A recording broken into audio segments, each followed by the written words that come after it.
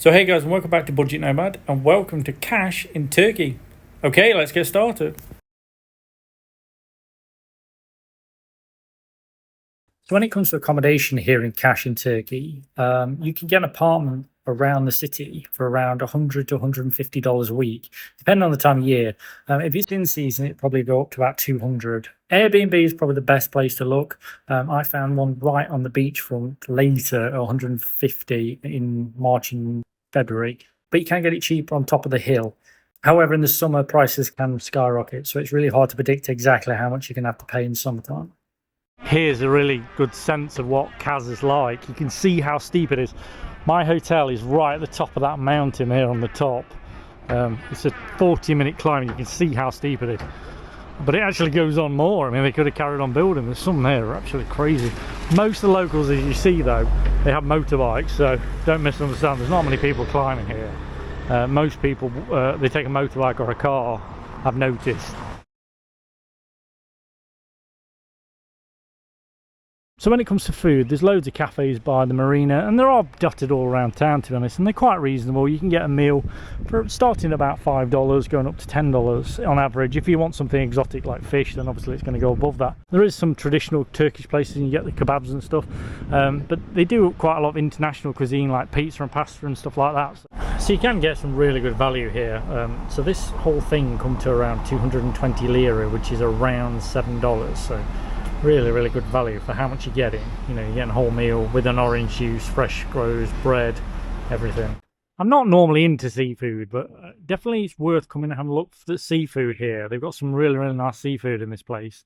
You know, there's lots of different menus here for seafood, and it's really not that expensive. Interestingly, they've got Mandarin and Russian menus here as well, so that's quite interesting. Of all the restaurants I've seen, this one looks quite good. Unfortunately, it's closed. Of all the bloody places to close, why would you close this place? Like, this has got like the best atmosphere.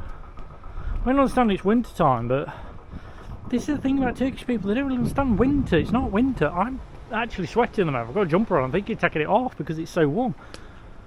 Look at this, it's all closed. Why would you close this? All this bloody view. I mean, it's lovely and sunny today. It's not cold. This is February and it's not cold at all. When it comes to food shopping here, you've got Migros Jet. There is in town, there's a big Migros, but you're going to need to take a taxi. This just cost me 150. I don't think it's very negotiable, to be honest. One of the great things about Turkey is right in the centre here, they've got some taps that you can wash your hands with. So you know, you feel your hands are too dirty, you've always got these free taps.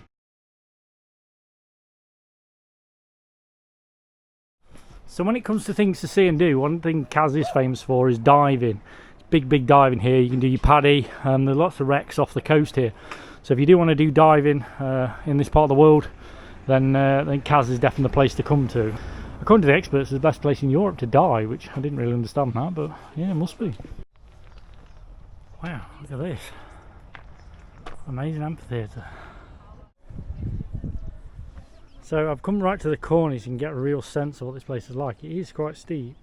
You can see people walking up the outside. None of the steps are like really good. They have restored it, but it is in quite original condition, to be honest, when you look at it. It seems that they've restored the outer walls, that's it really. This is how good the amphitheatre is. I can hear exactly what they're saying.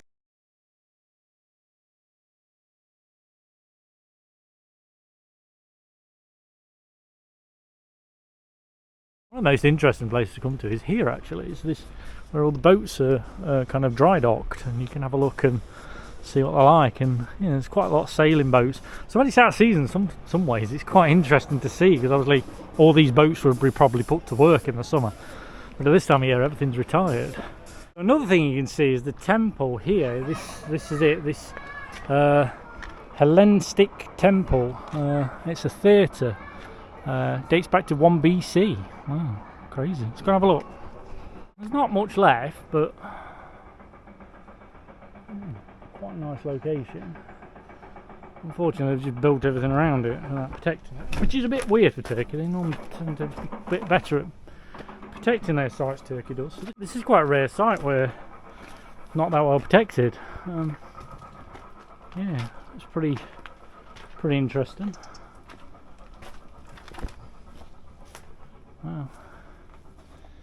So you can see the size of the rooms they built.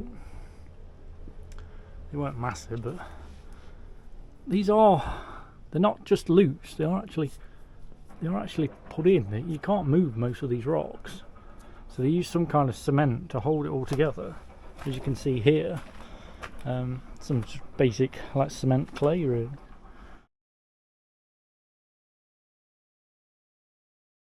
So when it comes to internet, if you've arrived in cash straight from a foreign country, you can come to Turkcell or Turk Telecom or Vodafone. I've got Turk Telecom because you get better data, you get better value for money, but the best signal is in Vodafone and Turkcell.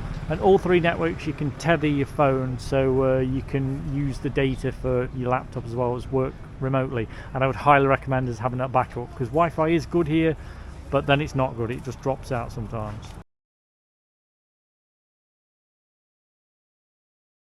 So when it comes to money, there are ATMs actually dotted all around the city.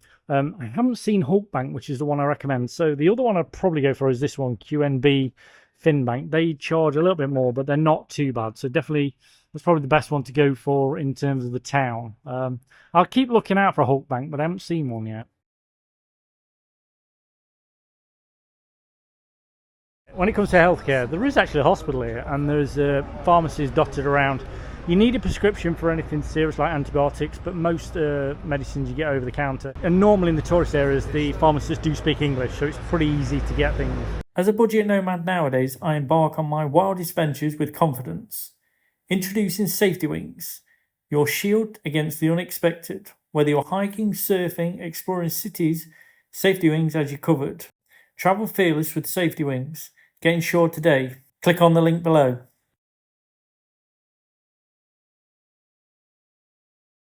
So when it comes to getting around Kaz, there are taxis in the centre which are a godsend because it's really steep place to be. So unless your hotel is right near the harbour or the marina, it's going to be quite steep. So definitely take the taxis, just ask for the meter. From the harbour, if you just pass the little taxi rank, there's a bus stop there, and that is pretty much where you get the bus from. If you come around 22 the hour, there's a bus there, and there's one that follows it. It does go to the hospital, and it goes just basically around the city. I didn't know exactly where every place it goes, and it costs 20 lira, so it's pretty handy, and that is your best bet to get from your apartment if you're up at the top here somewhere down to the marina. Don't walk. I promise you it's not worth it. Unless you're a fitness freak, do not walk. So one thing I'd highly recommend to do is to rent a scooter. They're actually not that expensive. You can come to this place, Limos Travel Agency. You can get one for 100 lira a day, which is about $3 or $4 for the day. It's pretty reasonable. The only thing is there's no insurance. So if you do damage it and you crash, you're gonna have to pay the damage. So what I would recommend is take lots and lots of photos before you rent it out. And be very careful on the hills. If it's raining, you've got to be very careful. Maybe don't ride the bike. Sorry, one thing I forgot to mention about the bike rental is they want a $100 deposit as well. Okay guys, that's it for this video. I hope you enjoyed it. Please remember to subscribe to the channel, turn on that notification button, and I'll see you next time.